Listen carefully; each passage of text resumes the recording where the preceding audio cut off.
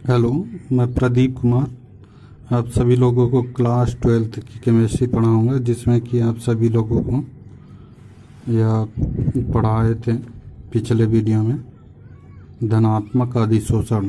धनात्मक अधिशोषण क्या होता है उसके बारे में पढ़ाए थे। अब पढ़ाएंगे ऋणात्मक अधिशोषण। ऋणात्मक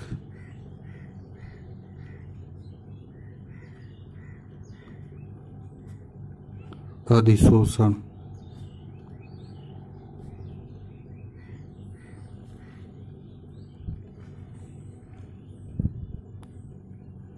नेगेटिव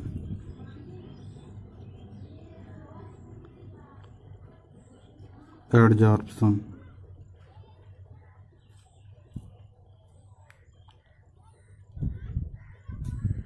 नेगेटिव एडजॉर्प्शन तो इसमें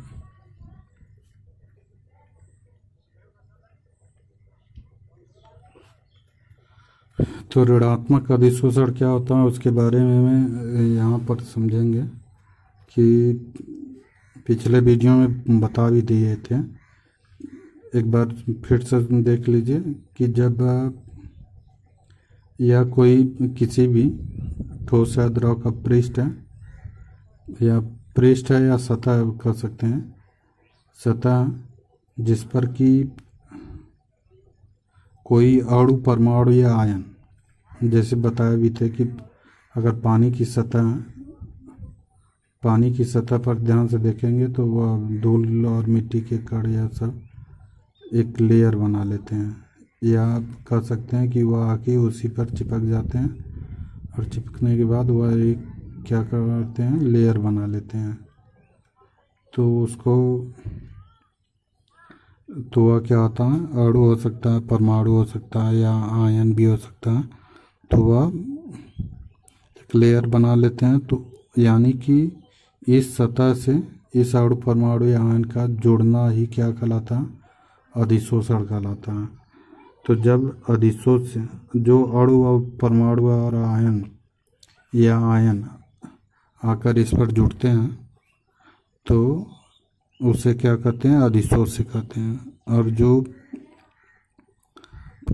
जिस पर आकर जुड़ते हैं, यानी कि जिस ठोस या द्रव पर आकर जुड़ते हैं उसे अधिशोषक कहते हैं। तो जब अधिशोषक की सतह पर अधिशोष्य के कणों की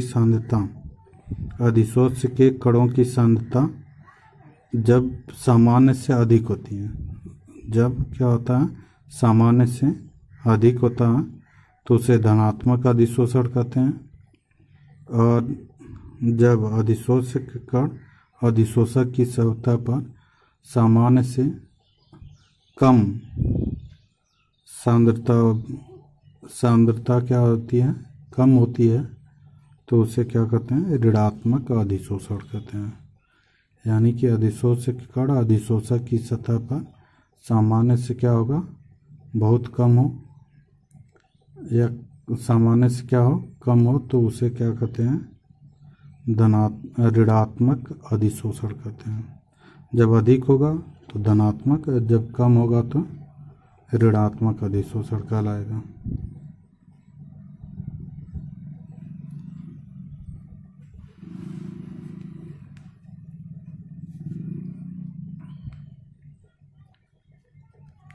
तो इस प्रकार कह सकते हैं कि कोई प्रक्रम हो जिसमें अधिशोष्य पदार्थ की सांद्रता अधिशोषक की सतह पर सामान्य से क्या हो, कम हो, तो उसे ऋणात्मक अधिशोषण कहते हैं। तो यहाँ पर कह सकते हैं कि किसी प्रक्रम में अधिशोष्य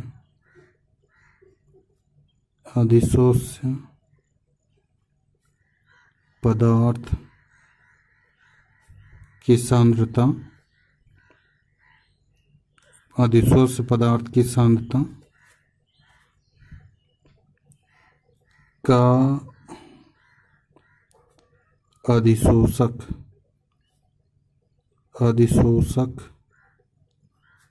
की सतह पर स्थूल में सांद्रता की अपेक्षा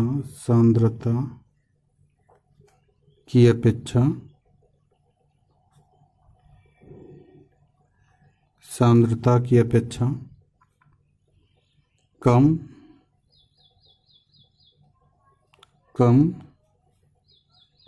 अधिशोषण होता है।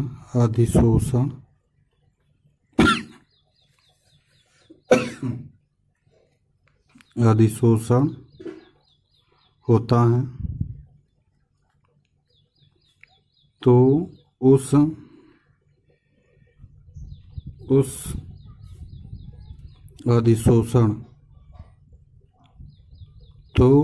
अधिशोषण को ऋणात्मक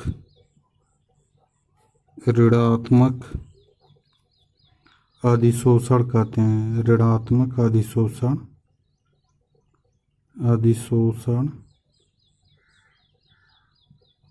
कहते हैं। तो किसी प्रक्रम में अधिशोष पदार्थ की सांद्रता का अधिशोषक की सतह पर स्थूल में, या स्थूल मतलब सामान्य से सांद्रता क्या होती है, अपेक्षा से कम होता है, कम अधिशोषण होता है, तो उसे क्या कहते हैं, उस अधिशोषण को ऋणात्मक अधिशोषण कहते हैं। तो यह इस प्रकार से धनात्मक और ऋणात्मक अधिशोषण के बारे में आप लोग समझ लिए। पढ़ेंगे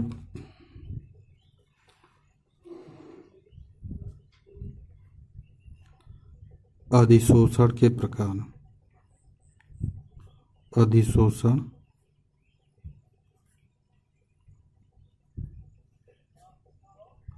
के प्रकार।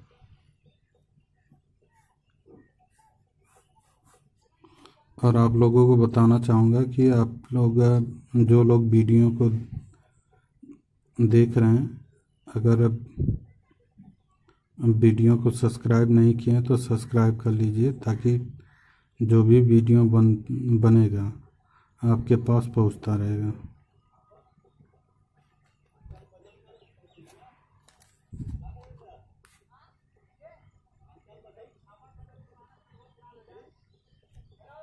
तो अधिशोषण के प्रकार में पढ़ेंगे।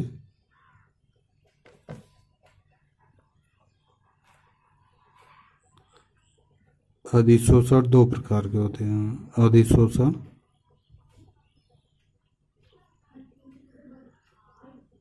अधिशोषण क्या होता है, दो प्रकार का होता है।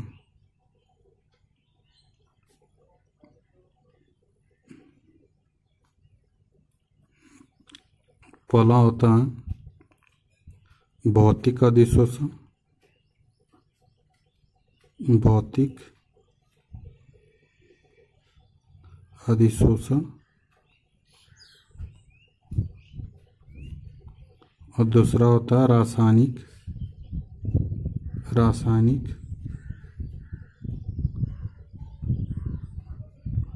अधिशोषण।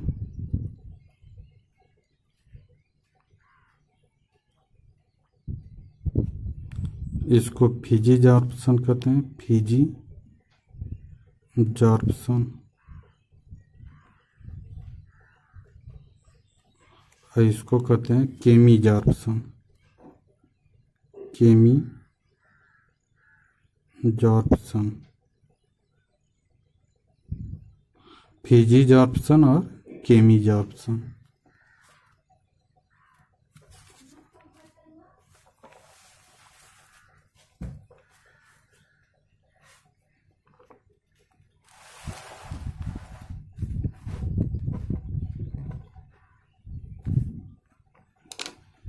तो इस प्रकार से पहला देखेंगे भौतिक अधिशोषण को।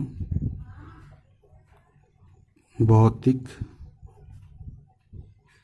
अधिशोषण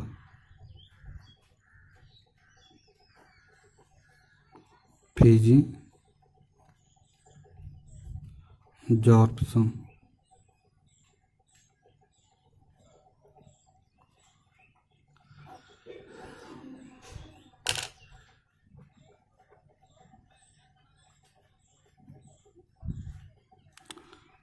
फिजी जॉर्पसन में हम लोग अब देखेंगे तो यह होता है कि जो भी अधिशोषक के कण होते हैं यहाँ पर, जैसे कोई ठोस या द्रव का पृष्ठ हो, यानी कि ठोस या द्रव की सतह हो,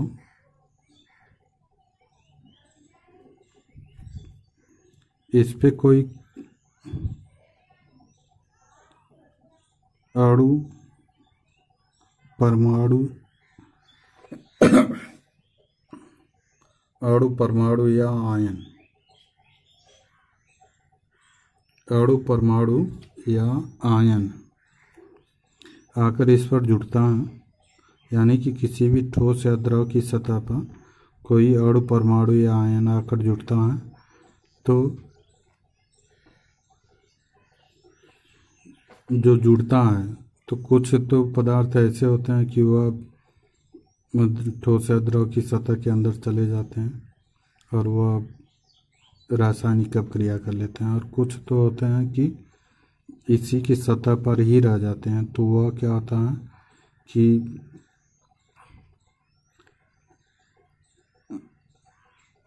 यह जहाँ पर जुड़ते हैं, जहाँ पर जुड़ेंगे तो यहाँ पर क्या होगा, भौतिक बल लगेगा, भौतिक बलों द्वारा जुड़ते हैं। तो भौतिक बलों द्वारा जुड़ते हैं तो भौतिक बल क्या होता है, भौतिक बल में जैसे वान डेर वाल बल होता है, भौतिक बल उसको कहते हैं। तो वान डेर वाल बल क्या होता है, बहुत कमज़ोर होता है, और कमज़ोर होने के कारण अगर थोड़ा सा ताप बढ़ा दें या दाब घटा दें तो वह क्या होता है, प्रभावित हो जाता है। यानी कि यह जो भौतिक बल होता है इसको प्रभावित किया जा सकता है या तो ताप बढ़ाकर या तो दाब घटाकर। जैसे अगर कोई ठोस पदार्थ है उस पर धूल मिट्टी के कण अगर जाके जम जाते हैं तो वह क्या होता है, थोड़ा सा उसको गर्म कर दीजिए तो वह क्या होता है, हल्का होने के कारण उड़ जाता है। या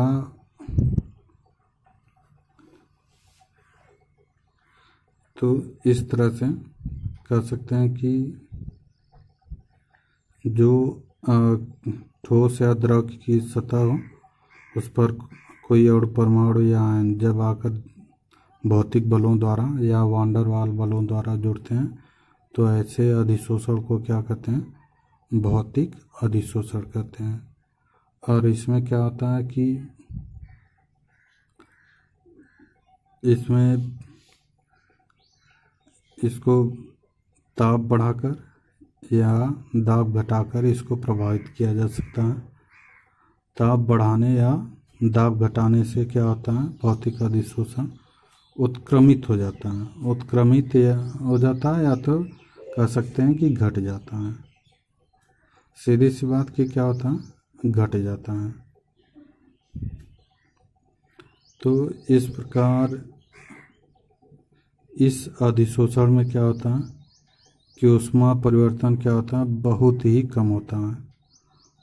ऊष्मा परिवर्तन मतलब कि थोड़े से ताप पर ही यह भौतिक अधिशोषण क्या होता है, नष्ट होने लगता है। तो इस प्रकार से जो भौतिक अधिशोषण होता है वह ऊष्माक्षेपी होता है। जैसे शरीर पे अगर धूल मिट्टी के कण लग जाते हैं ज़्यादा तो वह क्या होता है, गर्मी निकलने लगती है। शरीर भी क्या होता है, गर्म हो जाता है।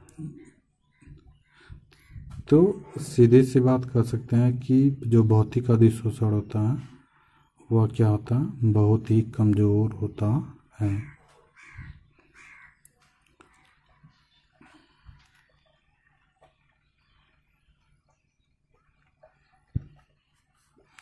तो यहाँ पर आप लिख सकते हैं कि जब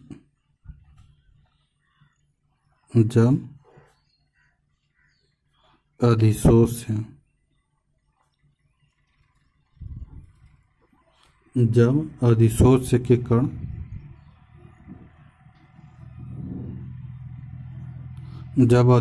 के कण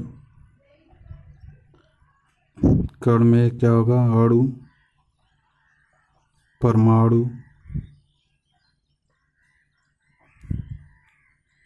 या आयन, अणु, परमाणु या आयन अधिशोषक की सतह पर अधिशोषक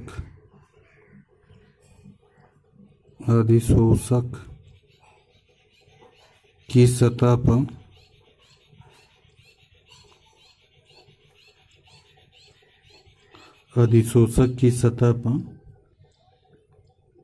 भौतिक बलों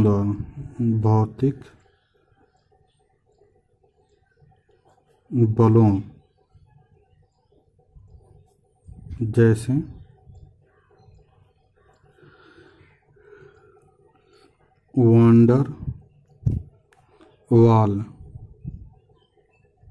वांडरवाल बलों द्वारा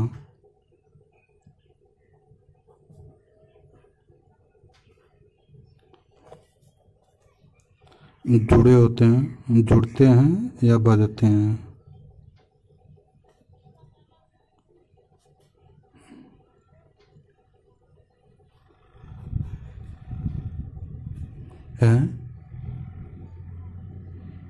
तो भौतिक अधिशोषण कहलाता है। भौतिक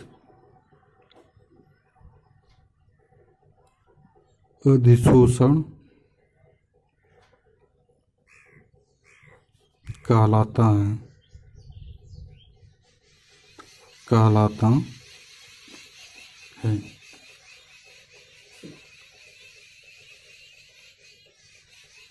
तो यहाँ पर जब अधिशोषक के कण क्या होंगे, अणु, परमाणु या आयन अधिशोषक की सतह पर भौतिक बलों द्वारा या वांडरवाल बलों द्वारा जुड़ते हैं तो उसे क्या कहते हैं, भौतिक अधिशोषण कहते हैं।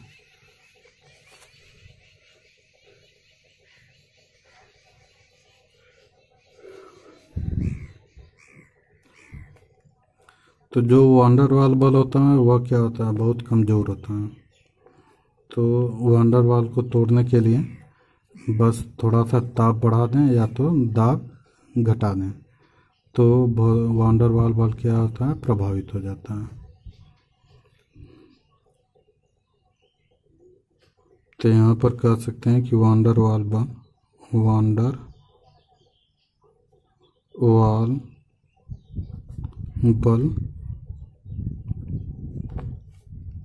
दुर्बल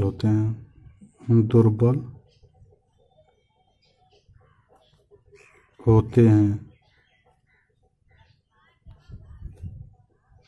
अतः ताप बढ़ाकर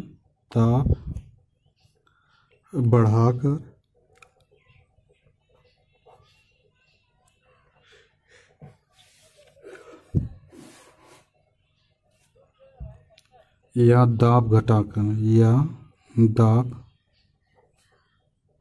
घटाकर ताप बढ़ाकर या दाब घटाकर इसके प्रभाव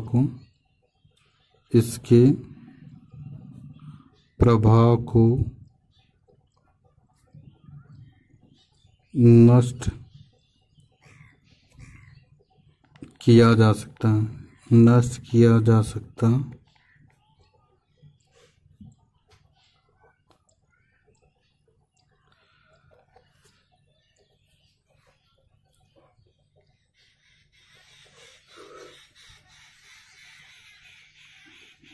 तो वांडरवाल बल जो होता है वह दुर्बल होता है, अर्थात ताप बढ़ाकर या दाब घटाकर इसके प्रभाव को क्या करते हैं, नष्ट किया जा सकता है।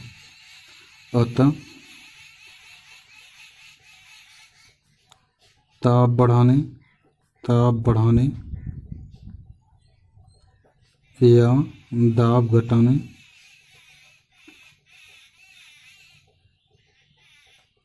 ताप बढ़ाने या दाब घटाने पर भौतिक अधिशोषण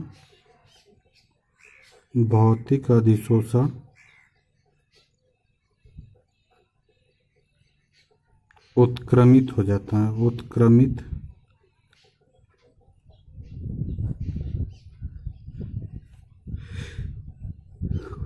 हो जाता है।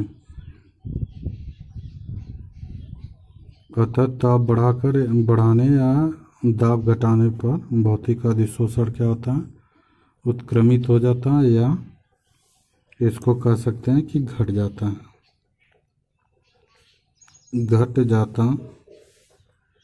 है।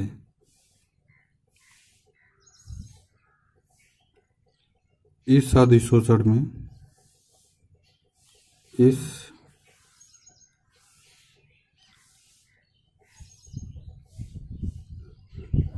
इस अधिशोषण में ऊष्मा परिवर्तन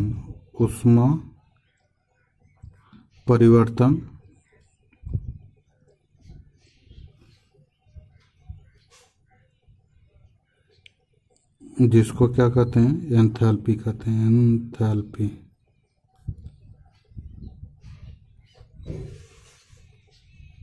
बहुत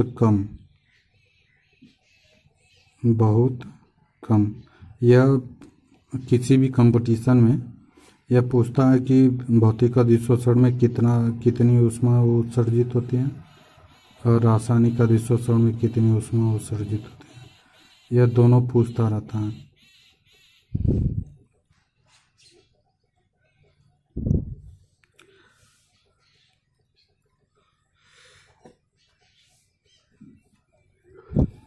अर्थात 20 से 40 जूल किलो जूल प्रति मोल होता है।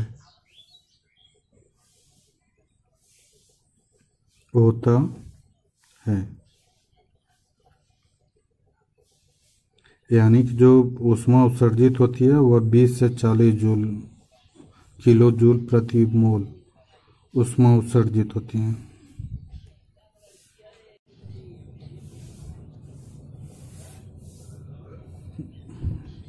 और जो यह ऊष्मा होती है, यह अधिशोषण ऊष्माक्षेपी होता है। यह अधिशोषण क्या होता है, ऊष्माक्षेपी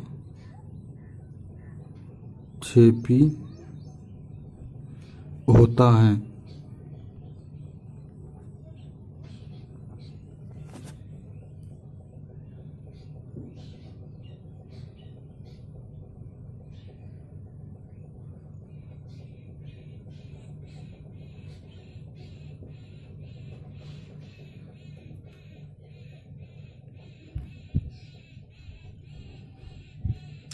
तो इस प्रकार से हम लोग क्या समझ लिए, भौतिक अधिशोषण समझ लिए। अब इसका जो लक्षण है, लक्षण पढ़ेंगे।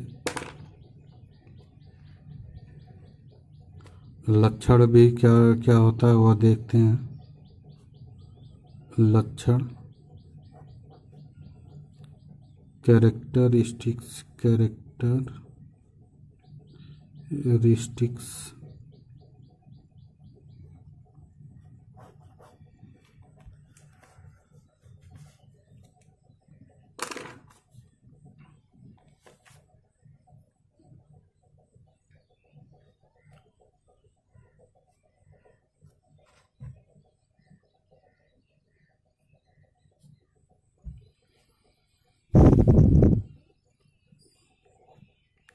लक्षण में पहला आ जाएगा कि जो अधिशोष्य होता है, यहाँ पर बताए भी थे कि इसको क्या कहते हैं, अधिशोष्य कहते हैं। अधिशोषक कहते हैं, और इसको क्या कहते हैं, अधिशोषक कहते हैं, अधिशोषक। तो जो अधिशोष्य होना चाहिए इस भौतिक अधिशोषण में, यह कैसा होना चाहिए, गैस होना चाहिए। यानी कि जो भौतिक अधिशोषण में अधिशोष्य का प्रयोग किया जाता है वह क्या होता है, गैस के रूप में प्रयोग किया जाता है।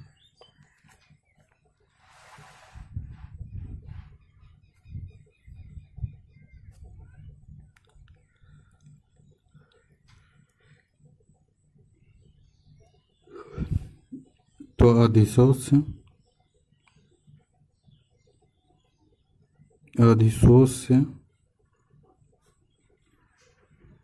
गैस के रूप में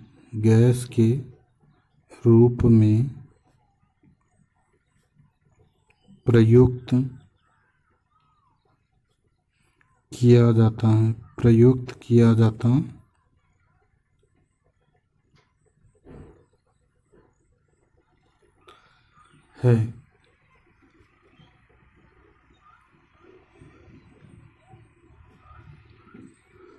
तो जो अधिशोष्य के कण होंगे वो गैस के रूप में होंगे, तभी भौतिक अधिशोषण होगा।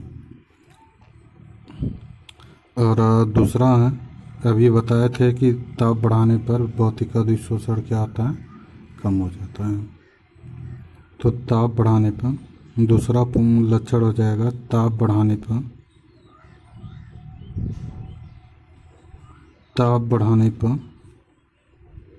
भौतिक अधिशोषण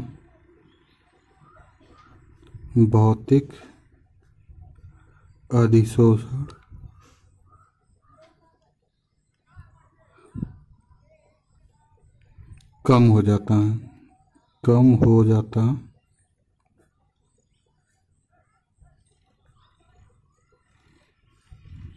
जैसे अगर आप किसी ठोस पर कोई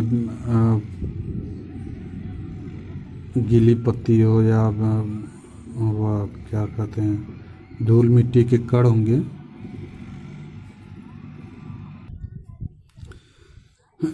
तो जैसा कि बताया कि ताप बढ़ाने पर जो भौतिक अधिशोषण क्या होता है, कम होने लगता है। तीसरा होगा कि जो भौतिक अधिशोषण होता है वो ऊष्माक्षेपी प्रक्रम होता है। यानी कि ऊष्माक्षेपी प्रक्रम क्या कहलाता है, यानी कि ऐसी क्रिया जिसमें ऊष्मा स्वयं उत्सर्जित होती हो, यानी कि बिना कुछ किए ही ऊष्मा क्या हो, उत्सर्जित होने लगे, या बिना गर्म किए ही ऊष्मा उत्सर्जित होने लगे। जैसे वह जो चूना होता है, शुष्क चूना, अगर उसको पानी में डालते हैं तो वह उबलने लगता है, स्वयं ऊष्मा क्या होती है, उत्सर्जित होने लगती है बिना गर्म किए ही। तो उसी तरह से भौतिक अधिशोषण भी क्या होता है, ऊष्माक्षेपी प्रक्रम होता है। तो कह सकते हैं कि यह ऊष्माक्षेपी प्रक्रम होता है, अर्थात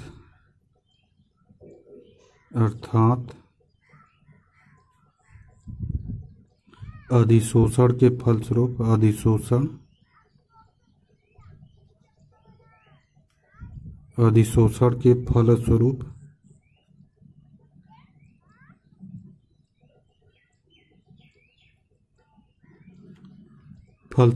ऊष्मा उत्पन्न होती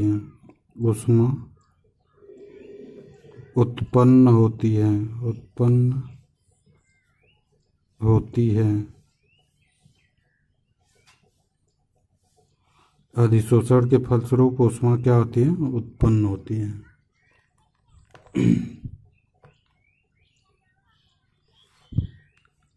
तो यहाँ पर जैसे कह सकते हैं कि गैस प्लस ठोस, यानी कि ठोस पर जब गैस के अणु आके जुड़ते हैं तो यहाँ पर गैस ठोस दोनों आकर जुड़ जाता है। अब प्लस क्या होता है, ऊष्मा निकलती है, यानी कि इस इधर यह ऊष्मा क्या होता है, प्लस में है, अगर इधर ले जाएंगे तो यह माइनस में हो जाएगा। माइनस का मतलब कि वह दिखाएगा कि ऊष्मा क्या हो रही है, निकल रही है।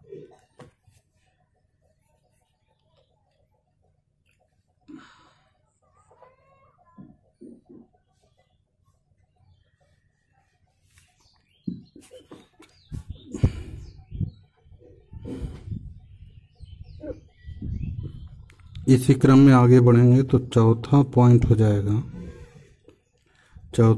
हो जाएगा कि जो अधिशोषण होगा, अगर उसका पृष्ठ क्षेत्रफल जो ठोस पदार्थ होगा, यानी कि जो ठोस पर आकर यह गैस रुक रहा है या जुड़ रहा है, तो ठोस का अगर क्षेत्रफल अधिक होगा तो भौतिक अधिशोषण अधिक होगा, यानी कि उसकी अधिशोषण क्षमता क्या होगी, अधिक होगी।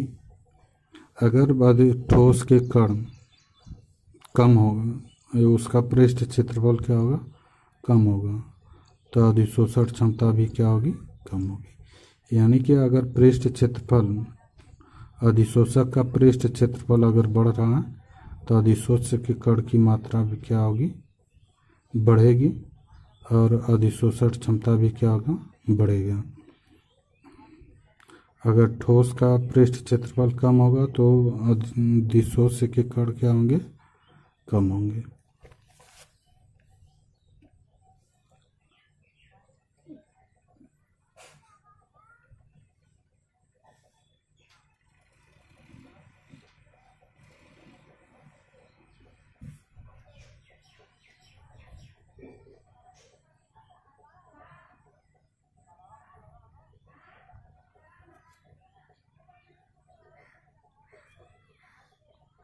अधिशोषण के पृष्ठ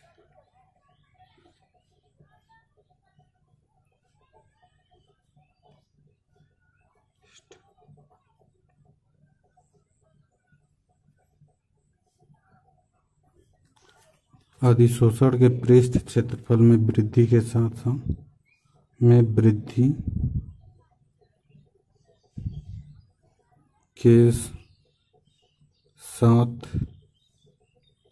वृद्धि के साथ अधिशोषक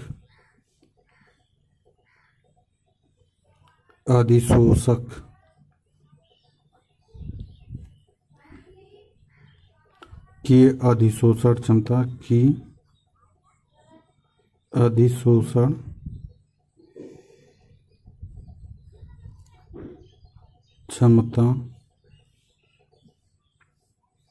बढ़ती है।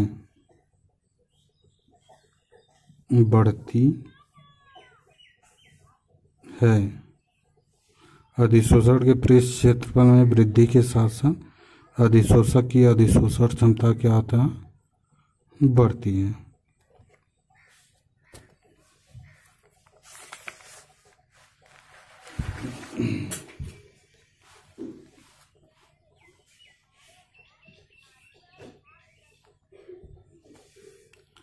तो इस प्रकार से हम लोग भौतिक अधिशोषण के बारे में जान लिए, पढ़ लिए, और अब आप लोगों को बता दें कि जो लोग वीडियो को सब्सक्राइब नहीं किए, वीडियो को सब्सक्राइब कर लीजिए, ताकि आपके पास जो ही वीडियो यूट्यूब पर अपलोड होगा तुरंत आपके पास पहुंच जाएगा, और इस तरह से आसानी से आप लोग देख सकते हैं और एक भी वीडियो मिस नहीं होगा। और दूसरी बात कि वीडियो अगर पसंद आए तो वीडियो को लाइक कीजिए और अपने दोस्तों में शेयर कर दीजिए, ताकि कुछ फ़ायदा हम लोगों को भी हो।